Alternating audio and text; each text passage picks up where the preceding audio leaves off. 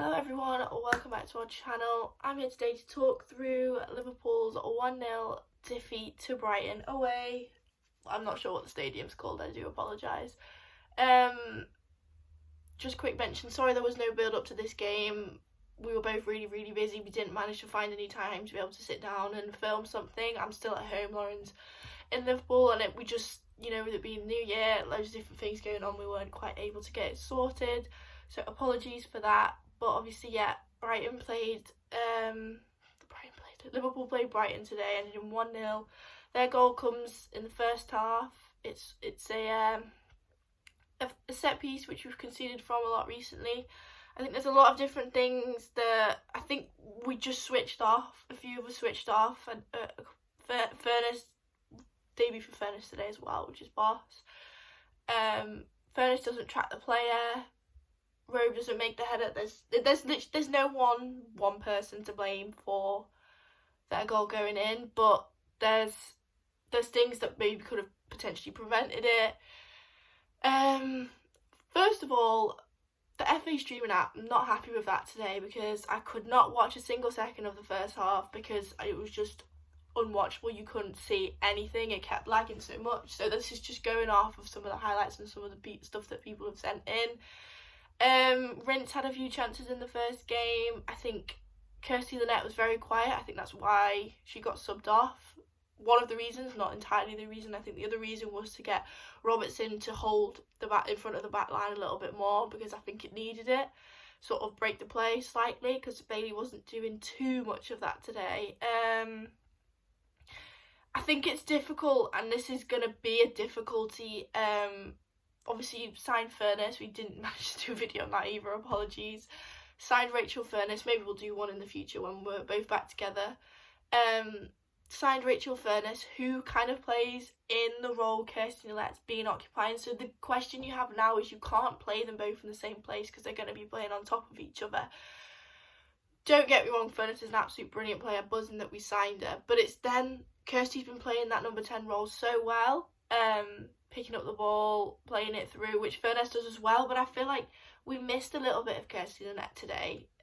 Maybe that's because Rachel is just getting into the team and she's sort of realising her role, realising how she can play with the other players around her, but I do think that's going to be something that Jepson needs to look at in terms of, well, who do you sort of, what are you gonna, how are you going to make it work sort of thing. I'm sure it'll be something that's thought out, but I think we just didn't really see Kirsty Lynette today at all. As I said, Rince up top had a few opportunities. I think sometimes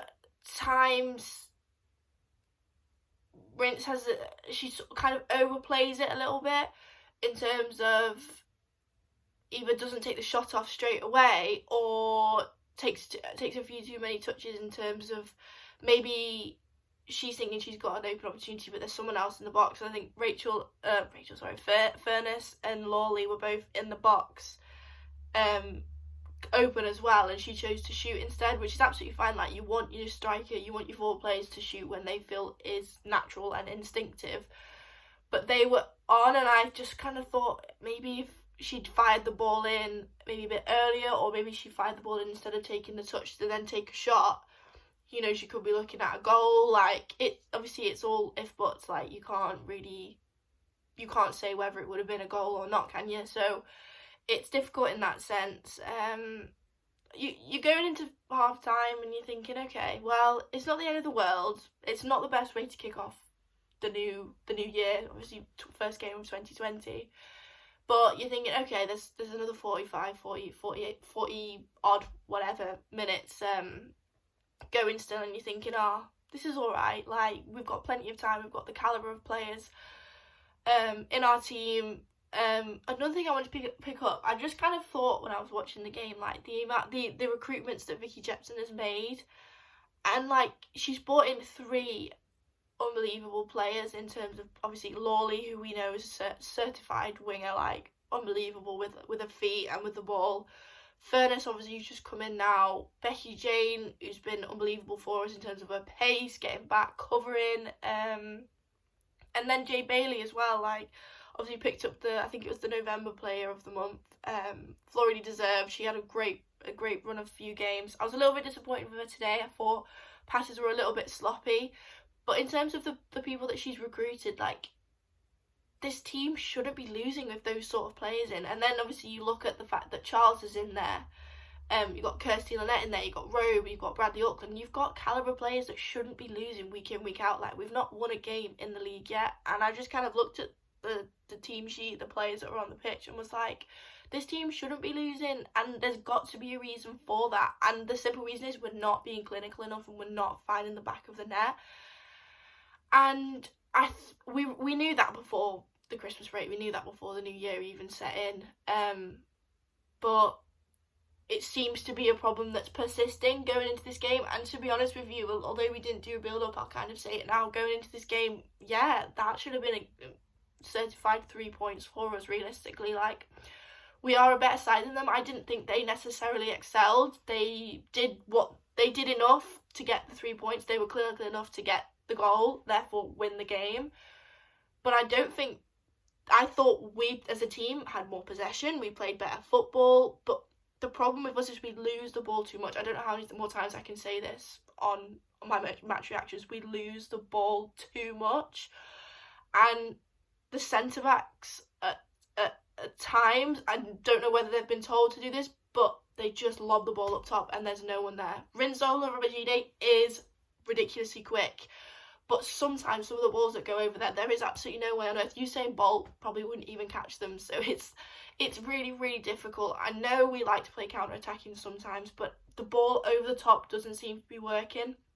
The defences we're playing against, to be fair, Brighton's defence today was quite good at times, and they kind of were really compact and held their line.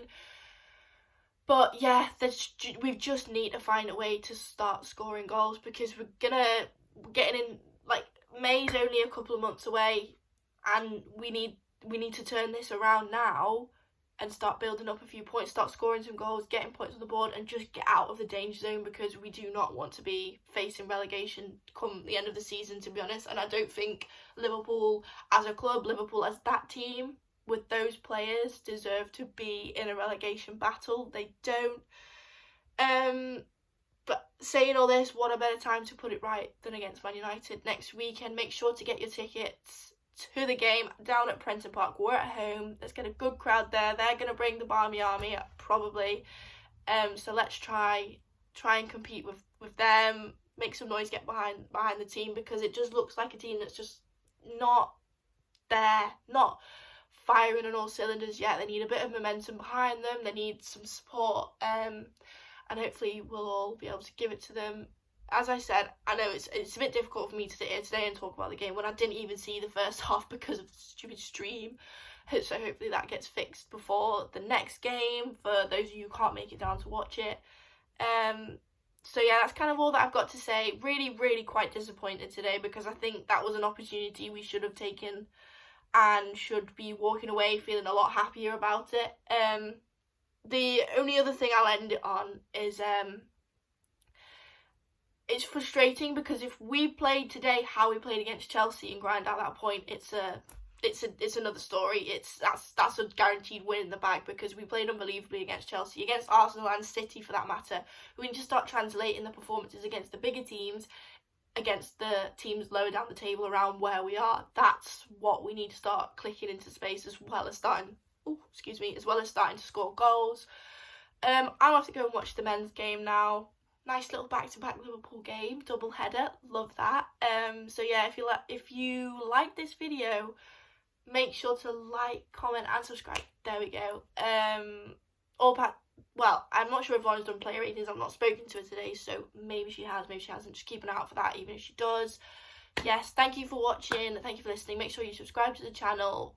It's 2020, big year to come for us, for Liverpool, for everyone. So make sure you come on for the ride. Thank you very much, and we'll be back soon with another video.